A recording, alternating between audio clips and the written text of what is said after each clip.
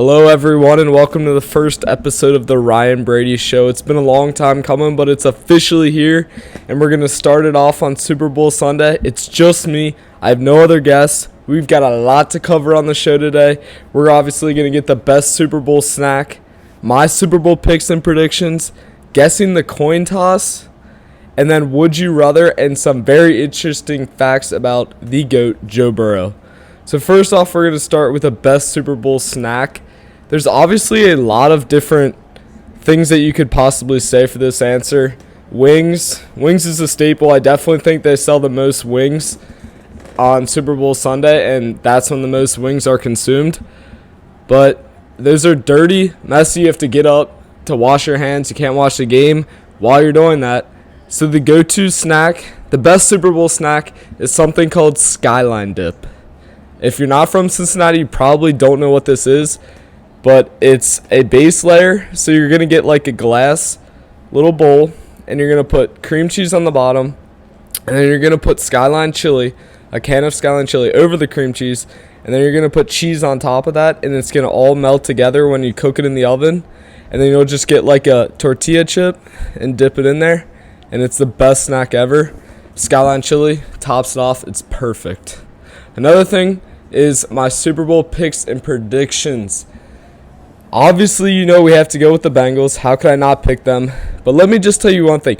If the Bengals lose this game, this would be one of the worst sports days I've ever had. Because you're going to start with the Cincinnati Bearcats. I was so high on them. They finally made the college football playoff for the very first time. And they didn't score a touchdown against Bama. If the Bengals lose this game, after not making the playoffs for 30-plus years, and I've never seen a playoff win, and then they make it all the way here, have all this hype, and they lose, I honestly don't think I'd be able to recover from that. So there's no chance they're losing this game. My final score prediction, 34-31. Money Mac hits a game-winning field goal, and the Bengals celebrate and win the Super Bowl. And then again, it's like, I want the Bengals to win the Super Bowl, and obviously I think they will. But then the Rams, you look at like Matthew Stafford. Like, this might be his only chance to ever win a Super Bowl. But you could also say that for the Bengals. Like, this might be Joe Burrow's only chance to win a Super Bowl. Because it's not like he's guaranteed to make this Super Bowl more times than Stafford just because he's way younger. It's still very, very hard to make the Super Bowl, and the AFC QBs are not going to make that any easier. Another thing is guessing the coin toss. Obviously one of the most important parts of the game, besides the Gatorade color. But there's 55 previous coin tosses, 26 of which have been heads and 29 have been tails. That's totaling to 55 if my math is correct. Easily this is tails, because the old saying is, it goes tails never fails. When the Bengals were in their overtime game against the Chiefs, I tried to get Joe Burrow to call tails because it never fails. He called heads, and they sure enough lost. So that would put it at 30 tails and 26 heads. I think that happens definitely today. And I'm feeling the Gatorade color is definitely blue, just because blue Gatorade's definitely the best. Now we're going to play Would You Rather Super Bowl edition. Would you rather have Aaron Donald's strength or Joe Burrow's it factor? Honestly, Matthew Stafford, Aaron Donald's strength would be great to have, but his effect on the game, he doesn't get to touch the ball. So it's great to have his strength, and I'm sure he has a great effect on the game, but not being able to touch the ball literally at all throughout the game, give me Joe Burrow's it factor. Because I don't know what it is about Joe Burrow, he just has it. I can't describe it. It can't be seen. It's just known. He just has it, and that's why he's so good. Like, he's not athletic. He's athletic, but when you compare him to some of the other best quarterbacks in the NFL, he's just mid. He's good at everything. I'd say he's above average at everything. But he just has it that makes him the best. And another thing is that if he wins the Super Bowl, he's the best quarterback in the NFL. He would be tied for the most Super Bowl wins with all active QBs, other than Jimmy G, who was a bench player when they won, because Tom Brady obviously carried him to all the Super Bowls. But he'd be tied with Aaron Rodgers and Mahomes and have more than Josh Allen. So there's really no argument. He's only in his second season. He did it with not near as good of a roster or near as good as a coach. So there's really no argument Joe Burrow would be the best player and quarterback in the NFL. Another would you rather is, would you rather have to guard Cooper Kupp or Aaron Donald? This is a tough one because guarding Aaron Donald would make you be a lineman. And being a lineman just doesn't seem fun outside of football because you're forced to put on and keep on all that weight. But then again, Cooper Kupp is like the smartest football player ever. Like, that man is a genius. If there was a 4.0 college player or a 4.0 college student that you could just pull out of like an engineering classroom and put him on a football field and give him like a 99 overall in Madden, that's Cooper Kupp. Like, this man, he's not even like athletic. I don't know what it is. He's obviously super athletic, but like, I don't know what it is about him that just makes him so good and so hard to guard. There will be plays where he's just completely wide open, like no one within 10 yards of him. So that's very confusing how that happens. But honestly, I would probably say to guard Cooper Kupp just because I think being a good cornerback in the NFL is like one of the coolest things. Like, yeah, like it's like one of the hardest positions. So just being a super lockdown cornerback and talking trash to one of the best receivers in the NFL would just be, that'd be awesome. Another would you rather is, would you rather win the Super Bowl as a head coach or as a player? This is a tough question because winning it as a player would kind of solidify your legacy, especially if you're a really good player. And, you know, like you work so hard in the weight room with all your guys and then you finally get to celebrate a Super Bowl win. But winning it as a head coach gives you a job for probably the next 30 years. Like, if Zach Taylor wins the Super Bowl, I'm not kidding you, that man will have a job locked up for the next 35 years. Whereas a year or two ago, this man was probably going to get fired if Joe Burrow didn't come along. So if you're playing the long-term game, probably a head coach. But, like, if you're playing today, I'd much rather just be a player, get that Super Bowl win, and then just be able to say, I won a Super Bowl, played in it, and won it to all your family members. That'd be so cool. Another would you rather is, would you rather get an interception or score a touchdown? Would you rather get an interception or score a touchdown to win the game? No. Would you rather get an interception or score a touchdown? I would probably say, I don't know how I just messed up reading that. I would probably say interception just because they're much more rare than scoring a touchdown in a game. But then again, getting an interception is like, I don't know. Getting a pick six would be very cool. But getting an interception is almost like if the quarterback just throws it to you and like it's not that cool of an interception, it's like, okay, like anyone can do that. But scoring a touchdown is like, okay, not everyone can do that. But if you make a really cool interception, I'd take that all day just because they're much more rare than a touchdown. Another would you rather is, would you rather hit the game-winning field goal or have a game-winning interception? And the field goal would have to be 50-plus yards. This is another tough one because how do you classify a game-winning interception depending on how much time is remaining? And also, I mean, you're just the hero if that happens, which is way more rare than hitting a game-winning field goal. But especially for, like, Evan McPherson, that man's hit, like, 7 game-winning field goals this season. So that's really tough. Imagine just getting up and hitting, like, a 58-yard field goal in SoFi Stadium to win the Super Bowl. And, like, all the players lift you up, and then you just celebrate. You get MVP of the Super Bowl. It's hard to turn that down. Hitting the game-winning field goal, I would have to say, hitting the game-winning field goal, I'd much rather do than having a game-winning interception. That's a tough one, though. And then Joe Burrow random stats. This is a very cool and interesting little segment I found. Did you know that Joe Burrow is not even the best athlete in his family? And you probably think, oh, it's one of his 2 brothers, maybe his dad. No, it's his grandma. Grandma of Joe Burrow is the best athlete in the family. She's a better athlete than Joe Burrow. She had 82 points in a high school women's basketball game. 82 points. I consider her a better athlete than Joe Burrow. A close second is Joe Burrow, but 82 points in a high school game.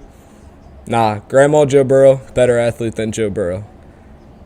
Did you know that Joe Burrow's dad played football for the Green Bay Packers?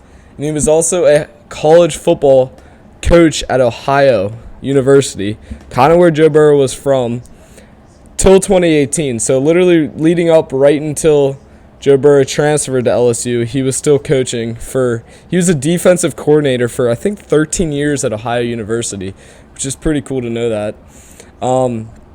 He eats a caramel apple sucker before every game. I saw this and I was like, that is probably the best sucker available. Other than, there's these suckers that are like, I think they're called blow pops, that are like, they have candy on the outside, and then inside they have the pink gum. And I think those suckers might be better than caramel apple suckers, but either way, caramel apple suckers, great move by Joe Burrow. Obviously, I mean, how can he go wrong? That man is a walking W. So, yes, I'm not surprised that he eats the second best sucker before every single game. And that might be why he plays good every single game, because he eats a caramel apple. I wonder how that just comes about. Like, maybe he just had one and had a great game, so it's like, screw it, I'm going to have another one. They take very long to eat, though. So, unless he's just biting them, I don't know. If he's just biting them and then just going out to play, that's like 2 seconds. But, like, that caramel's chewy and the green part is hard, so he might chip his tooth if he's biting it. And then both of Joe Burrow's brothers played at Nebraska. They played football. That's tough to do. I don't think I could play football at Nebraska. It just wouldn't be fun. They just don't win. They just do not win.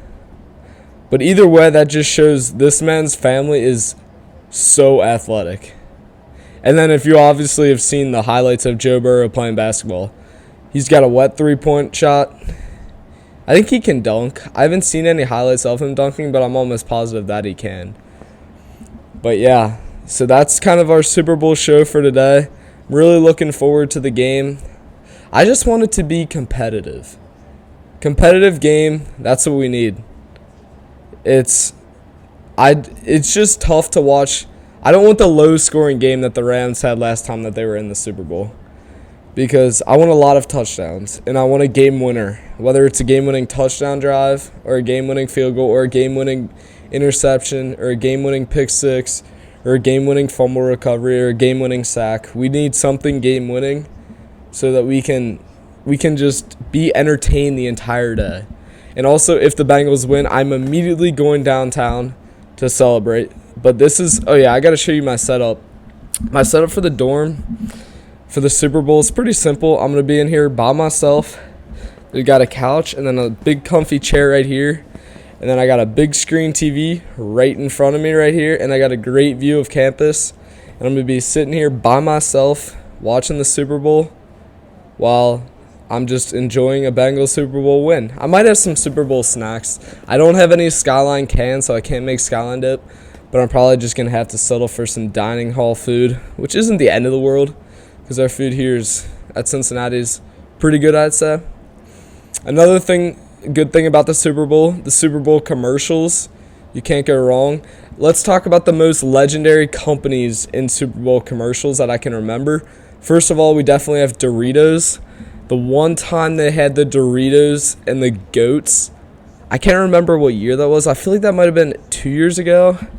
It might have been last season when they had the Doritos and goats commercial. Another thing is the Super Bowl halftime show. There's like 5 people doing it today. Like literally 5. Like Eminem's doing it, Snoop Dogg's doing it. And then I forget the other people that are doing it, but that's going to be interesting. They're all going to have time for like one song unless they're just going all over the place and going to have a 45-minute halftime show, which they probably will. The Super Bowl halftimes are pretty long. But either way, I'm very stressed right now. Very stressed for this game because, like I said, If the Bengals lose this game, I physically don't know how to overcome this.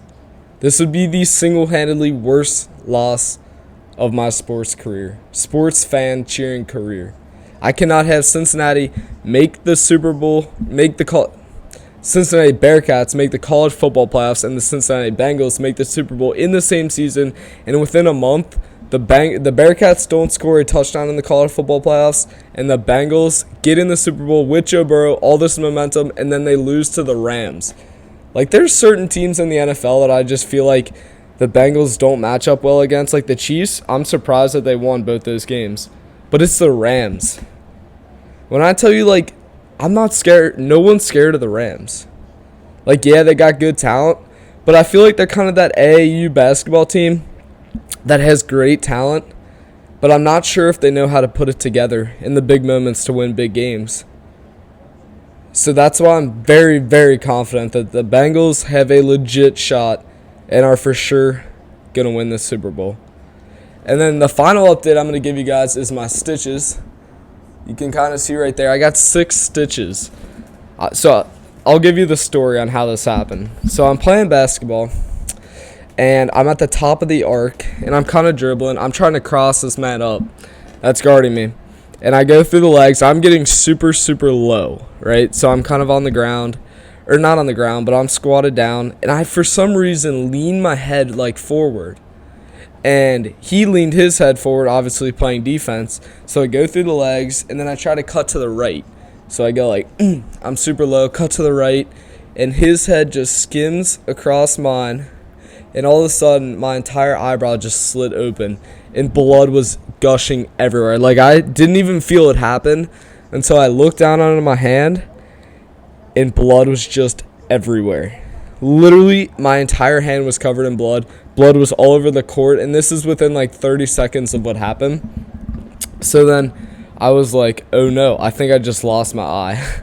Because that was my first thought, that it was my eyebrow, or my eye slit. And then I found out that it was only my eyebrow, which I was like, okay, I don't care. That's not very sensitive part of your skin. But yeah, then I went to the emergency room, and it took about 3 hours to get back there because there was a wait. And then they numbed it up for me, put some stitches in, and then sent me off on my merry way. And I played golf yesterday, so not really any restrictions. And it looks to be healing pretty good, so hopefully we'll be all healed up in about, they said 2 weeks the stitches will fall out because they're disposable, so that way I don't have to go back to the doctors to, get them taken out, which is kind of a waste of time. So yeah, they also said that the scarring shouldn't be too bad. So I feel like a warrior. And another thing is Cincinnati Bearcats basketball. Yesterday we lost to Tulsa. We didn't lead the entire game to Tulsa. They're 1-10 in the AAC. If you know anything about Cincinnati Bearcats basketball, if you follow them at all, there's a player named David DeJulius. He transferred from Michigan. And when I tell you this man deserves better, I mean, he has had 3 straight 20-plus point games, averaged like 15 points a game this season. And that's like up there with some of the best players in all of college basketball. This man is a one-on-one king. He can literally make any move. He can score on anyone. He's kind of short, so on the defensive side, it's not great, but his offensive side is just unbeatable. And there's no one on the team to help him. And it's just sad because now we're probably not going to make March Madness. And being there my first year, I just think it'd be so fun. Like, I would have gone to the game if we made March Madness. But nope. Our only option really is to win the tournament. So it was just like, I felt like I was a poverty program. That was the first time where I just felt like we suck. I was like, I'm walking on. Like, you see this wound? That's from playing basketball. That's how hard I play. I could walk on. I probably couldn't. But, like, is that what it's going to take for things to change? But I guess I just got to be patient. And then the UC football, I'd have to make a whole nother podcast video on that. That'll be an interesting thing next season with the losing Dez, new QB, but I still hope that we're competitive next year. And our first game is against Arkansas. So if we lose first game, we're just done. No chance of making the college football playoff, even though I don't think they'll let us back in after our great showing of 0 touchdowns against Bama. But anyways, guys, thank you for watching my first ever Super Bowl edition sports podcast on the Ryan Brady Show. I'd say it went pretty good. For the first time ever, 20 minutes. I felt like I didn't mess up too much. They always say the first time you do something is always the worst. So if this is my worst, I'd say we're off to a pretty good start. Anyways, thank you for watching. Enjoy the game today, and let's go Bengals and Bearcats.